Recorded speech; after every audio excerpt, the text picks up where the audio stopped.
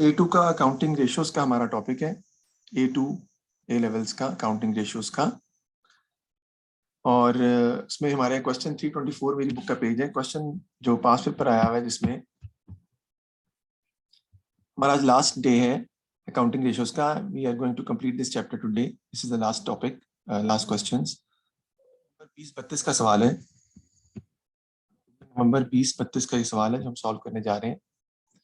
हम देखते हैं इसको, क्वेश्चन को। कहते जी K RP limited provided the following information for the year ended 31 January 2020। Cash sales दी हुई है, क्रेडिट सेल्स दी हुई है, फिर कैश परचेजेज हैं, क्रेडिट परचेजेज हैं, इन्वेंट्री दी हुई है, ओपनिंग और closing, trade receivable and trade payables are given. Answer the following questions. Calculate the working capital cycle ratio, round up your answer to the next whole day. तो working capital ratio कहता है कि हमने जो है वो find करके दिखानी है। हमें पता है उसका फॉर्मूला क्या होता है वर्किंग कैपिटल साइकिल का। Inventory turnover in days plus उसमें हम करते हैं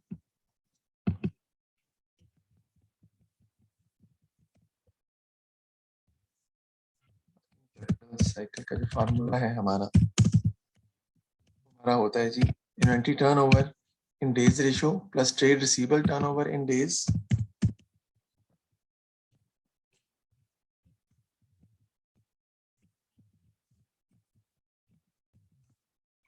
plus trade receivable turnover in days आ जाता है आपका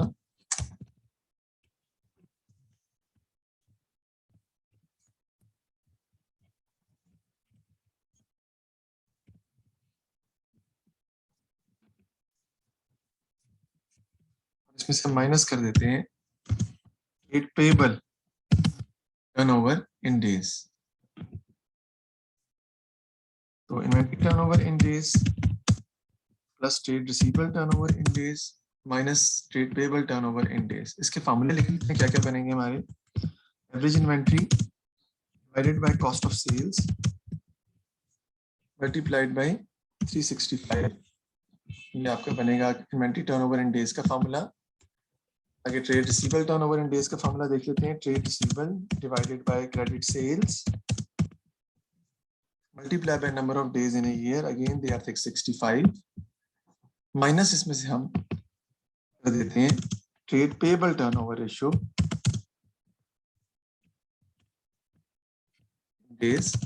इसका फॉर्मूला क्या होता है, trade payable over credit purchases multiplied by 365, क्योंकि number of days in year वो हम नॉर्मली तौर पे 365 ही कंसीडर करते हैं। इनमें अब इसको सॉल्व कर लेते हैं हम। एवरेज इन्वेंट्री हम आसानी के साथ निकाल सकते हैं। कैसे, इसलिए कि आपको क्वेश्चन में इन्वेंट्री दोनों दी हुई है। ओपनिंग है 1150 और क्लोजिंग है 1650। तो एवरेज इन्वेंट्री मैं निकालता हूँ 1150 प्लस 1650 डिवाइडेड बाय 2। आपकी एवरेज इन्वेंट्री आ जाएगी 1400 की। वो मैं यहाँ पे लिख लूंगा जी। एवरेज इन्वेंट्री आ जाएगी 1400 divided by cost of sales, वो भी हम देख लेते हैं। वो क्या होती है जी, opening inventory plus purchases minus closing inventory आप करेंगे तो आपके पास कॉस्ट ऑफ सेल्स का आंसर आ जाएगा। Opening inventory plus purchase minus closing inventory निकालें जरा कितना आता है, वही जरा 1 मिनट दीजिएगा जी। ओपनिंग इन्वेंट्री हमारी है 1150 प्लस परचेजेस उसमें है जी आपकी टोटल परचेज आपकी आएंगी ना 630 और 4670 दोनों आएंगी, क्योंकि परचेजेस दो किस्म की है ना आपकी, 630 भी है 4670 भी है, कैश परचेज भी है क्रेडिट परचेज भी है। माइनस क्लोजिंग इन्वेंट्री 1650, तो 4800 आपके पास आ जाएगी कॉस्ट ऑफ सेल्स। वो हम यहाँ पे लिख लेते हैं 4800 मल्टीप्लाइड बाय 365 में प्लस हो जाएंगे जी आपके trade receivable turnover. Trade receivables कितने दिए हुए हमें 1500 के डिवाइड बाय क्रेडिट सेल्स 7260, 7260 की दी हुई है 7260 मल्टीप्लाइड बाय 365, माइनस कर देंगे इसमें से हम trade payable turnover ratio in days, जो कि आपकी क्या होंगे trade payable 760 divide by credit purchases 4670, 760 divided by credit purchases 4670 multiplied by 365. इसको हम सॉल्व कर लेते हैं जी। हमारा क्या क्या आंसर्स जो है इसके निकलते हैं। एक बार कॉस्ट ऑफ सेल दोबारा चेक कर लेता हूँ। 4670 जी। अब देखते हैं फार्मूले में हमने वैल्यूज जो पुट की हैं। 1400 डिवाइडेड बाय 4800 मल्टीप्लाई बाय 365 तो आपका 106 डेज आ जाता है। 106 डेज में हम अपनी इन्वेंट्री जो है वो सेल कर देते हैं। प्लस ये मैंने 5500 लिख दिया गलती से, मैं ख्याल है ये ट्रेड रिसीवेबल 1500 के हैं। हम ठीक कर लेते हैं जी। 1500 डिवाइड बाय 7260 ध्यान से मल्टीप्लाइड बाय 365 ये आपके आ जाएंगे 75 डेज। यानी 106 डेज लगते हैं इन्वेंट्री को बिकने में और 75 डेज हमें लगते हैं ट्रेड रिसीवेबल से पैसे कलेक्ट करने में। ट्रेड पेबल को हम पे करते हैं 760 डिवाइडेड बाय 4670 मल्टीप्लाई 365 तो ये आ जाएगा आपका 59 डेज। 60 डेज भी कह सकते हैं आप, एक ही बात है। मैं काउंट कर इसको सॉल्व हम कर लेते हैं। 106 डेज प्लस 75 माइनस 60 121 डेज आपके पास आ जाएंगे वर्किंग कैपिटल साइकिल। यानी after 121 days which is almost 4 months if you just take it in months, after 4 months we will be able to take our collection back whatever we have invested in the business. हमें 120 दिन बाद हमारा working capital cycle है cash दोबारा वापस मिल जाता है, यानी हमारे पैसे दोबारा वापस आ जाते हैं 121 दिन के बाद। कोई जब इन्वेंट्री हमने परचेज की थी तो हमने उधार पे परचेज की थी, हमने पेमेंट नहीं की थी। 106 दिन लगे उसको बिकने में, 75 डेज लग गए ट्रेड रिसीवेबल से पैसे कलेक्ट करने में और 60 डेज जो हमारे हम ट्रेड पेबल्स को पे करते हैं after 60 days. So 121 days your money is basically tied up in the business and it will be back to you after 4 months. ये वर्किंग कैपिटल साइकिल मैंने निकाला है, कहता है industry average for the working capital cycle ratio is 100 days. Compare your answer to A with the industry average, suggest reason for the difference. ठीक है जी। तो आपकी जो इंडस्ट्री एवरेज है वो 100 डेज है, जबकि आपकी जो वर्किंग कैपिटल साइकिल की रेशियो है वो 121 डेज है। यार एक मिनट मुझे जी, इसमें यहाँ तक मसला है तो मुझे बता दें।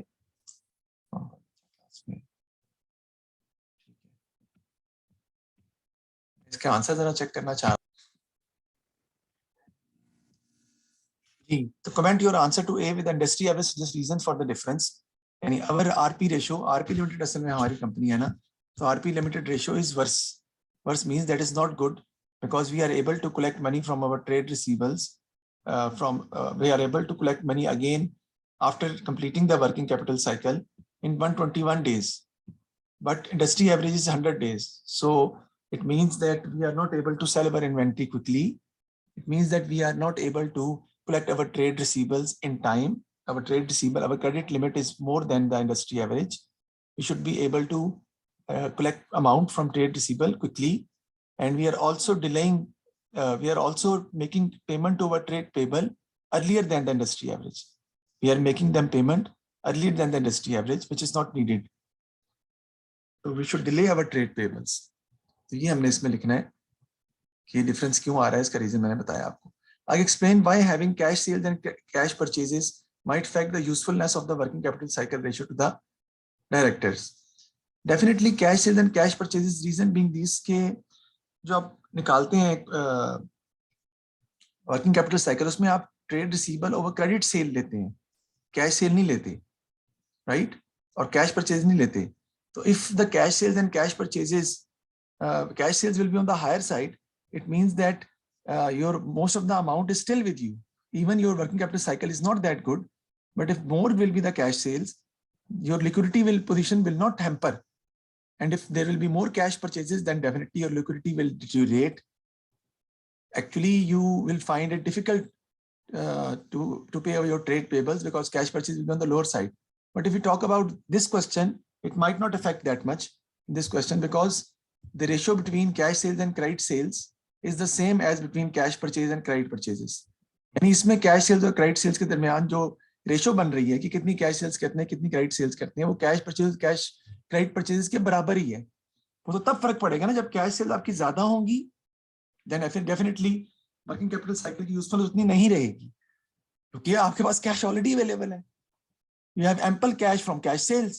So even the working capital cycle is on the higher side, you don't mind it. Cash purchase अगर ज्यादा होंगी तो फिर वर्किंग कैपिटल साइकिल आपका ज्यादा इफेक्ट करेगा, यूजफुलनेस उसकी कम, ज्यादा इफेक्टिव, हमें ज्यादा इफेक्टिव तरीके से करनी पड़ेगी, यूजफुलनेस उसकी ज्यादा हो जाएगी, हमारा वो बेहतर होना चाहिए. ये इसका आंसर था, कैसे कैश परचेज और कैश सेल्स इफेक्ट कर सकती हैं. 2 नंबर है calculate the net working asset to revenue ratio. अब net working asset to revenue ratio ये पहली दफा फार्मूला आपके पेपर में आया है, हमारे कोर्स में है, लेकिन फार्मूला पेपर में पहली दफा है. इसी क्वेश्चन के लिए मैंने ये सवाल कहा था कि मैं करवा दूं. Net working assets divided by sales, इसका फार्मूला है. नेट वर्किंग एसेट्स में क्या आते हैं बेटा, inventory turnover ratio. Inventory turnover ratio आपकी कितनी आएगी बेटा, मैं सॉरी इन्वेंट्री आएगी, I am sorry, inventory plus trade receivable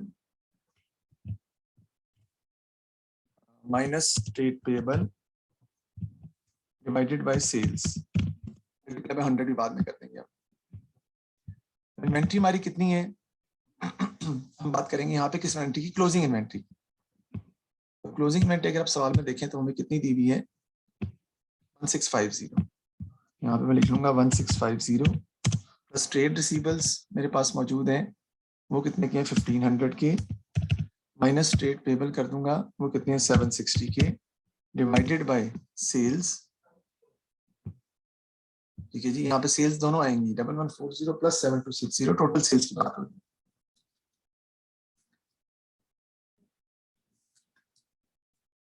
$400 आपका आ जाएगा.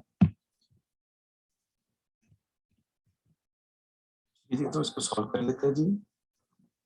1650 प्लस 1500 माइनस 760, 2390 आ जाएगा, डिवाइडेड बाय 8400 into 100, 28.45% आपका आंसर आ रहा है.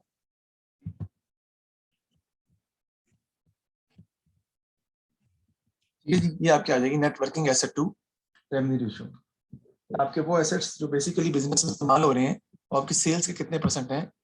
ठीक है, बताती है आपकी net working asset to revenue ratio आपकी, ये बताती है. Industry average net working asset to revenue ratio की 21% है, क्योंकि आपकी जो नेट वर्किंग रेशियो जो निकल रही है हमारी, वो कितनी है, वो 28.45% हमारी है. हमारी जो net working asset to revenue ratio है वो ज्यादा है. ठीक है, यानी हमारे नेट वर्किंग एसेट्स ज्यादा है in comparison to, maybe we have more amount stuck in the inventory, maybe we are not able to collect trade receivables are on the higher side.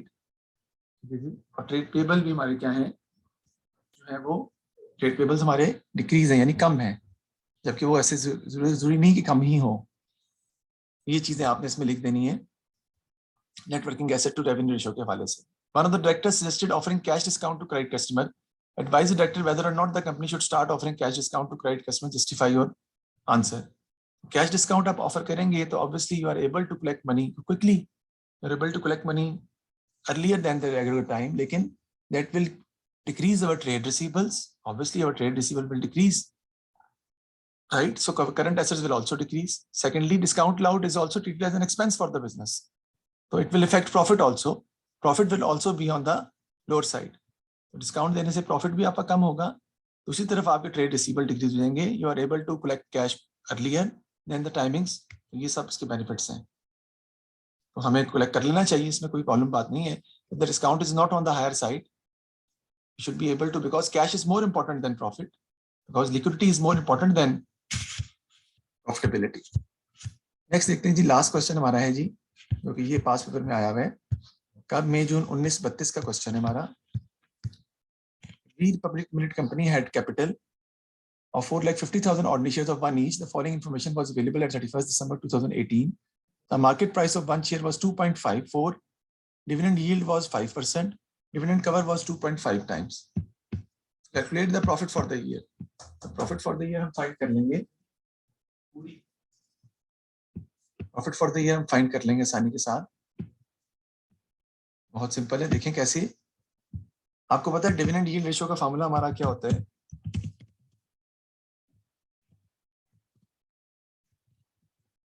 होता है बेटा डिविडेंड पर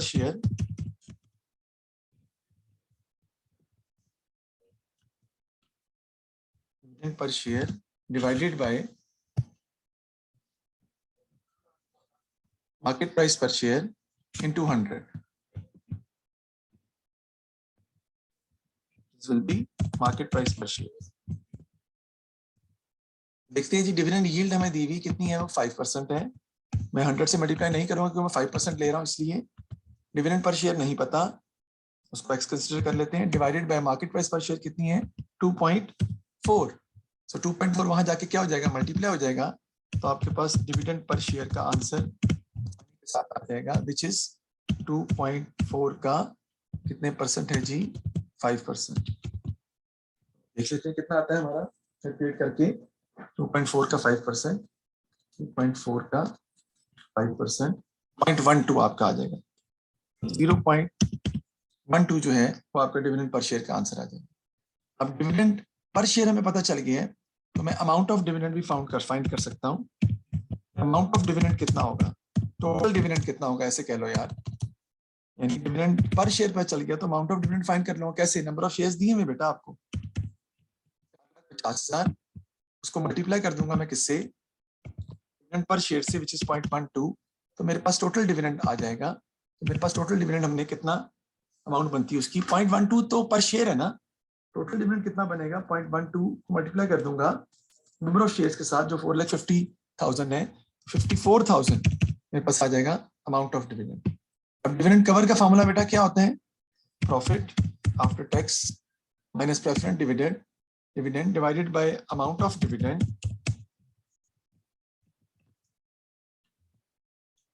ठीक है जी, तो ये आपका आंसर आ जाता है किसका, डिविडेंड कवर का. डिविडेंड कवर रेशियो का आंसर आ जाता है. और वो कितनी हमारी 2.5 times is equal to profit नहीं मालूम, ऑफ डिविडेंड कितना है बेटा 54,000. तो बेटा प्रॉफिट आपका आ गया. आसानी के साथ हमने प्रॉफिट फाइंड कर लिया. कैसे, 2.5 मल्टीप्लाई बाय 54,000, वहां जाके मल्टीप्लाई हो जाएगा and you will get your profit, जो कि मैं अभी कैलकुलेट करता हूँ. आपका आ जाएगा 135,000. ये हमने प्रॉफिट फॉर द ईयर अपना है वो फाइंड कर लिया. इसमें किसी को मसला है तो मुझसे दोबारा पूछ लें, क्योंकि ये इंपॉर्टेंट पॉइंट था. इस तरीके से रेशियो यूज करके प्रॉफिट निकालना कोई आसान काम नहीं है. तो क्योंकि सवाल सामने रखना जरूरी था, इसके लिए मैंने सवाल सामने रख के सॉल्व किया है. किसी को कोई भी प्रॉब्लम है तो बेझिझक आप मुझसे पूछ सकते हैं. There is no reason to say something in the chat, you can directly ask me in the class. Obviously this is a class, तो आप डायरेक्टली पूछ सकते हैं, कोई मसला नहीं. मैं रिपीट करता हूँ दोबारा. डिविडेंड यील्ड रेशियो का फॉर्मूला होता है डिविडेंड पर शेयर और मार्केट प्राइस पर शेयर. डिविडेंड पर शेयर नहीं पता, मार्केट प्राइस पर शेयर हमें दी हुई है 2.4 और डिविडेंड यील्ड रेशियो हमारी 5% है. तो 5% is equal to dividend per share नहीं पता ओवर 2.4. तो डिविडेंड पर शेयर 2.4 वहां जाके मल्टीप्लाई हो जाएगा 5% के साथ, तो 0.12 आ जाएगा. अब 0.12 पर शेयर डिविडेंड है आपका, तो उसकी अमाउंट कितनी बनेगी, शेयर कितने ऊपर लिखे हुए देखें, ऊपर शेयर हमारे पास लिखे हुए वो है कितने, 4,50,000. 4,50,000 multiply by 0.12, 54,000 will be your amount of dividend. और उस डिविडेंड को हम पुट करेंगे डिविडेंड कवर रेशियो में. वो क्या होती है dividend cover ratio, profit over amount of dividend, right. तो 2.5 टाइम उसका आंसर दिया हुआ है क्वेश्चन में, यहाँ पे ये रहा. Profit over 54,000 amount of dividend है, 54,000 इंटू 2.5, 1,35,000 आपका प्रॉफिट फॉर द ईयर निकल आया. किसी को प्रॉब्लम है तो बेझिझक आप मुझसे पूछ सकते हैं, anything you want to ask. Otherwise मैं आगे चलूंगा.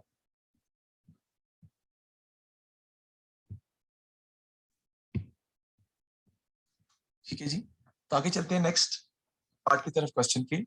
इसको हम यहीं पर जो है वो छोड़ देते हैं, क्योंकि मुझे इसको हटाना पड़ेगा ना, सवाल को आगे ले जाने के लिए। मेरा ख्याल है आपने लिख लिया होगा ऑब्वियसली।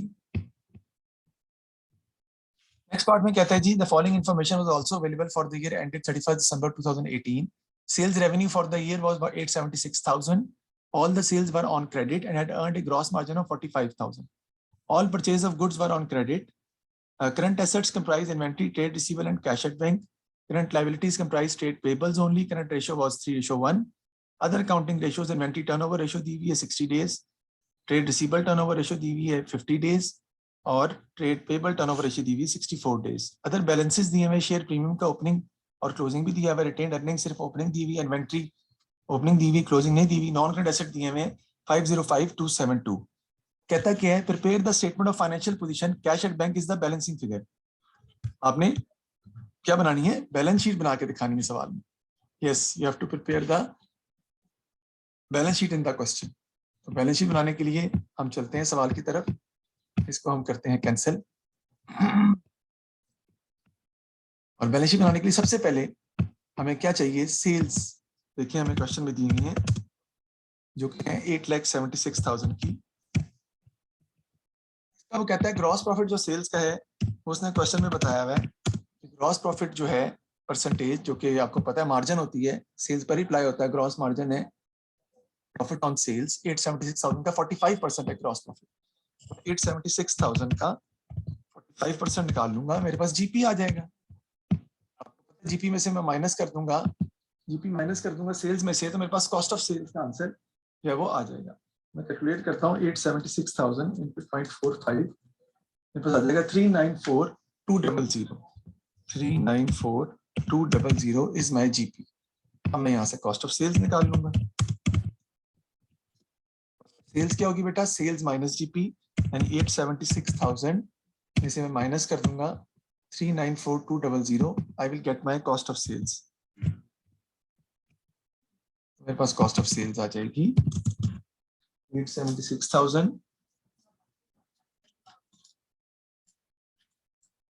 481,800. 481,800 आपकी आ गई कॉस्ट ऑफ सेल्स.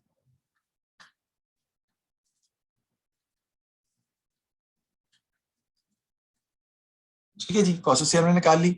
अब बेटा हम इन्वेंट्री टर्नओवर रेशियो में ये पुट कर देंगे. आपका सवाल उठ सकता है आपको कैसे पता चला कि इन्वेंट्री टर्नओवर रेशियो में पुट करेंगे. क्वेश्चन बेटा हमने करना ये होता है कि हमने क्वेश्चन में देखना होता है कि कौन सी अमाउंट दी हुई है. रिवर्सल मेथड के लिए थोड़ा सा टेक्निक उसकी सुनने, हमने क्वेश्चन में देखना होता है कौन सी अमाउंट दी हुई है और उस अमाउंट, वो अमाउंट किस रेशियो में पुट हो रही है. अब मुझे पता चला सेल्स की अमाउंट दी हुई और ग्रॉस मार्जिन दिया है, तो मैंने ग्रॉस मार्जिन को इस्तेमाल करते हुए कॉस्ट ऑफ सेल निकाल ली. अब मैं देखूंगा कॉस्ट ऑफ सेल्स किस रेशियो में पुट हो रही है जहां से कोई और चीज फाइंड हो सकती है. So that is I can easily find cost of sales put हो सकती है डिवाइडेड बाय एवरेज इन्वेंट्री के फार्मूले में. Cost of sales inventory turnover ratio के फार्मूले में पुट हो सकती है, वहां से एवरेज इन्वेंट्री निकल आएगी. मेरे पास इन्वेंट्री टर्नओवर रेशियो दी हुई है 60 डेज, ये 60 डेज में दी हुई है, तो फिर फार्मूला हमें थोड़ा चेंज करना पड़ेगा. हमारा ये तो नहीं लगेगा ना डेज में, जो है फार्मूला हमारा क्या होगा जी, एवरेज इन्वेंट्री ऊपर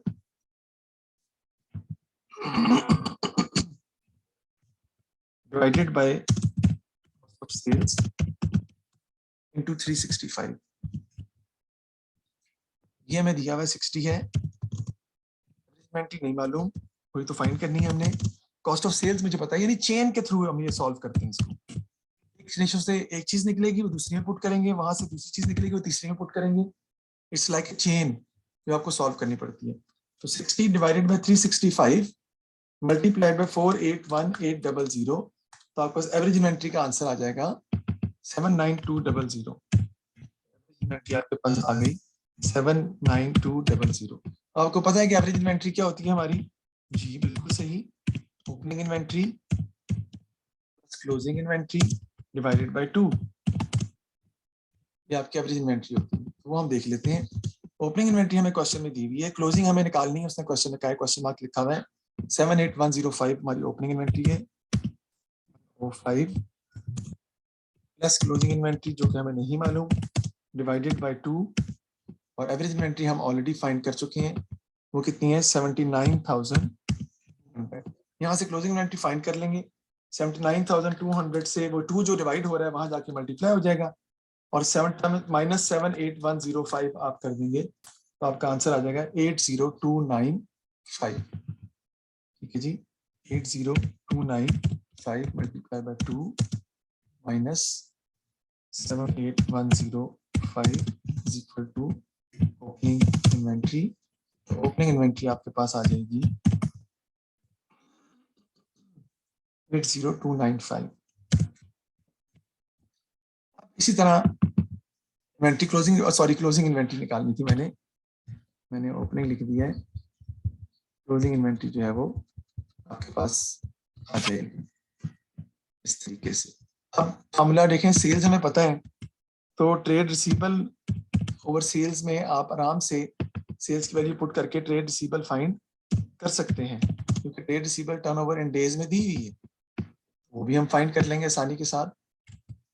trade receivable turnover in days हमें दी हुई है, उसका फॉर्मूला क्या होता है बेटा, trade receivable over credit sales. Credit sale नहीं दी हो तो फिर आप सारी बात यही यूज करेंगे, मल्टीप्लाइड बाय 365। तो देखते हैं ट्रेड रिसीवेबल टर्नओवर रेशियो कितनी दी हुई है हमें, वो हमें दी हुई है 50 days. Trade receivable turnover ratio आपकी आ जाएगी 50 इक्वल टू ट्रेड रिसीवेबल नहीं मालूम divided by credit sales 8,76,000 multiplied by 365। यहाँ से आप अपने ट्रेड रिसीवेबल जो है वो फाइंड कर लेंगे, जो कि आपके कितने आ जाएंगे 50 डिवाइडेड बाय 365 मल्टीप्लाइड बाय 8,76,000, 1,20,000 के आपके आ जाएंगे ट्रेड रिसीवेबल्स। इसी तरह trade payable turnover ratio put कर देंगे हम इसके अंदर, हमें क्वेश्चन में दी हुई है, उसका फॉर्मूला हमारा होता है जी trade payables divided by credit purchases. हम यहाँ पे परचेजेस ही कंसीडर कर लेते हैं, क्रेडिट परचेज अगर कैश परचेज ना हो तो हम ये सपोज करते हैं सारी क्रेडिट पे हैं, into 365। Trade payable turnover ratio कितनी दी हुई हम देखते हैं, वो हमें दी हुई है 64 डेज की। 64 is equal to trade payable बेटा नहीं मालूम डिवाइडेड बाय क्रेडिट परचेजेस हमें पता है, वो कितनी दी हुई हमें, क्रेडिट परचेजेस हमारे पास मौजूद है, सॉरी नहीं पता हमें, 64 हमारे पास दी हुई है ये trade payable turnover ratio. Trade payable हम निकाल लेंगे, क्रेडिट परचेज तो पता नहीं है तो क्रेडिट परचेज फाइंड कर लेते हैं। कैसे सर, देखें कॉस्ट ऑफ सेल्स बराबर होती है आपकी opening inventory plus purchases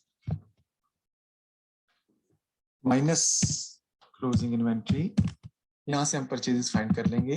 cost of sales हमें दी हुई है 4818800 is equal to opening inventory कितनी है 78105 प्लस परचेजेस नहीं मालूम माइनस क्लोजिंग इन्वेंट्री हमें दी हुई है कितनी, हम निकाल चुके हैं 80295 हमारी क्लोजिंग इन्वेंट्री है 80295। तो यहाँ से आप परचेजेस आप फाइंड कर लेंगे, हम यहाँ से आसानी के साथ फाइंड कर सकते हैं। और कैसे फाइंड करेंगे परचेजेस की अमाउंट, हम यहाँ पर 481800 जो लिखा हुआ है आपके सामने 481800 उसमें माइनस कर देंगे हम 78105, ठीक है उधर जाके माइनस हो जाएगा ना, और प्लस कर देंगे 80295 और परचेजेस की अमाउंट जो है वो निकलेगी 483990 483990। मैं दोबारा कैलकुलेट कर लेता हूँ एक दफा जरा, 481800 आपकी कॉस्ट ऑफ सेल्स हैं, उसमें माइनस कर देंगे 78105 और उसमें प्लस कर देंगे हम 80295, आ जाएगा 483990। ये मैंने परचेज की अमाउंट निकाल ली, जो मैं यहाँ पे पुट कर दूंगा। यहाँ पे पुट इसलिए करनी है मैंने कि मैंने परचेजेस निकालनी है 483990 multiplied by 365, I can get my trade payables easily। Trade payables की अमाउंट मेरे पास आ जाएगी, कैसे आएगी वो मैं आपको बता रहा हूँ।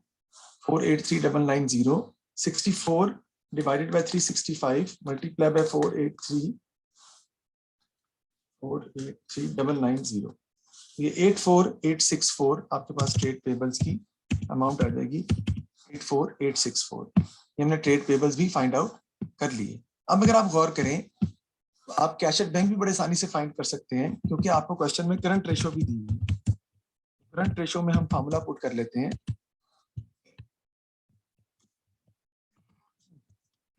जो आपकी क्या होगी, current assets divide by current liabilities, current assets divided by current liabilities. Current ratio में उसने कुछ क्वेश्चन में कितनी बताई थी, अगर आप देखें उसने क्वेश्चन में करंट रेशियो बताई हुई 3/1।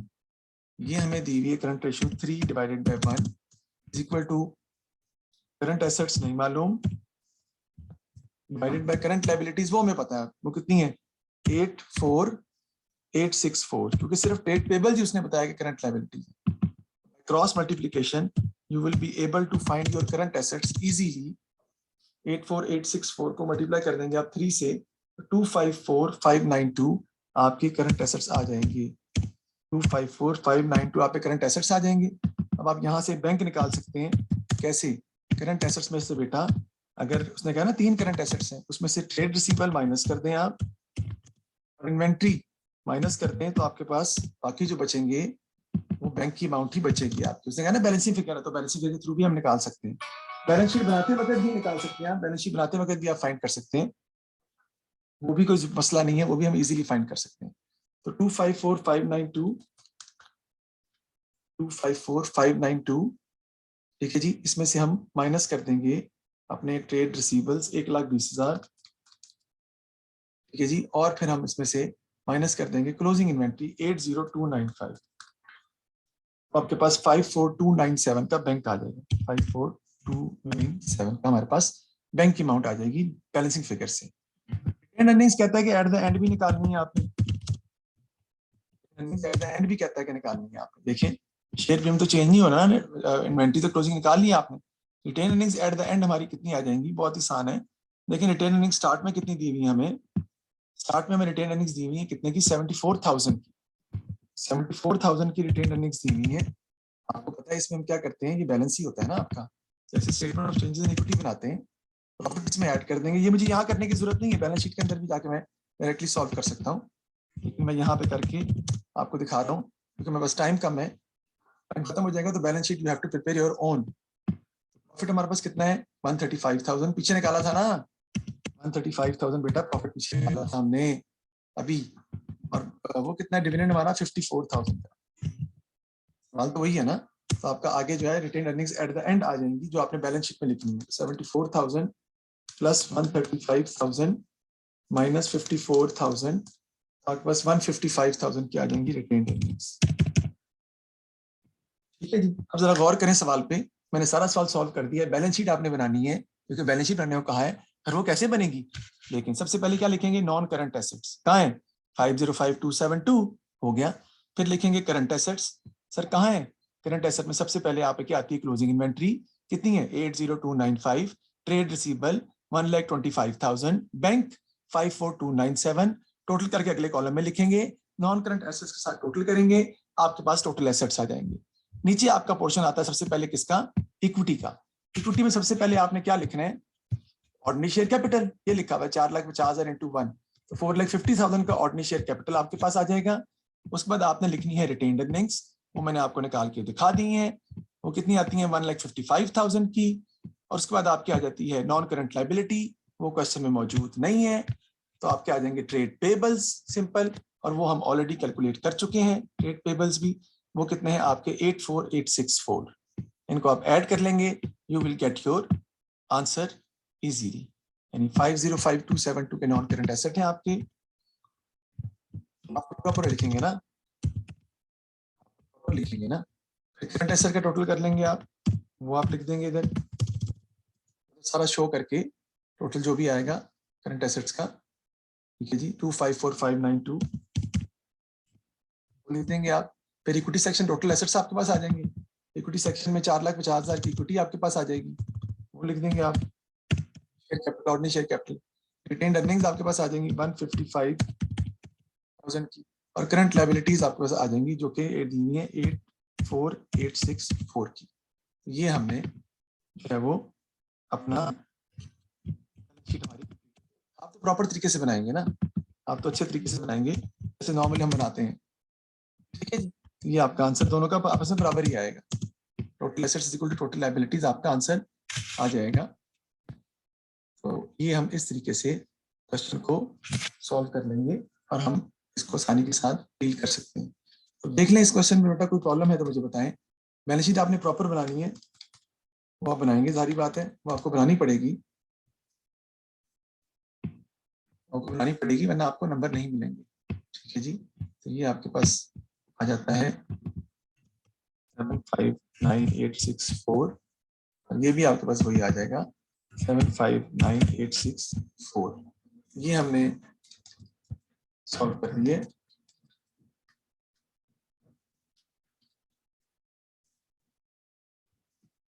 इस तरीके से हमने बैलेंस शीट बनानी है। बैलेंस शीट आप बनाएंगे, फिर आप इसको अच्छे तरीके चेक कर लीजिएगा। थोड़ा सा प्रॉब्लम नजर आ रहा है इसमें, क्योंकि टाइम खत्म हो गया हमारा, इसको फिर हम देख लेंगे अपनी नेक्स्ट क्लास में इंशाल्लाह ताला। Thank you very much. कोई इशू है तो पूछ लें, क्योंकि क्लास का टाइम खत्म हो गया। Any problem you can ask me. This is the end of the counting ratios.